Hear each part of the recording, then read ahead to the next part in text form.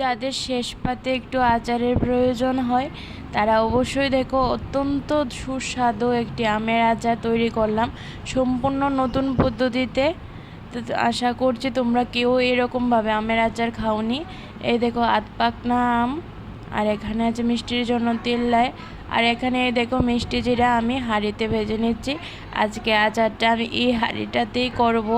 হাঁড়িতে আচার করলে অত্যন্ত সুস্বাদু হয়, তোমরা করে দেখো।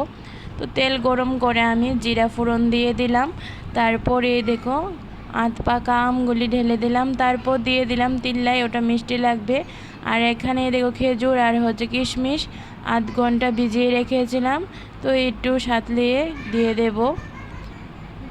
আমের আচার আমার মনে হয় কেউ এভাবে খাওনি, যে কিশমিশ আর খেজুর ব্যবহার করে। তো সামান্য নুন হলুদ দিয়ে দিলাম, নুন হলুদ বেশি লাগবে না কারণ মিষ্টির পরিমাণটা আমি বেশি দিয়েছি। এই দেখো আস্তে আস্তে আমি, তোমরা দেখতে পাচ্ছ কোনো রকম লঙ্কা বা কোনো কালার মেশাইনি, তারপরেও কত সুন্দর হয়েছে কালারটা। তো শেষে দিয়ে আমি দেখো দিয়ে দিলাম ভাজা মশলাটা যে ভেজেছিলাম সেটাই গুঁড়ো করে। এই দেখো আমার আচারটা রেডি হয়ে গেছে। তো ডালের সঙ্গে তো খুবই ভালো লাগবে। তো তোমাদের কেমন লাগলো আমাকে কমেন্ট করে জানাবে।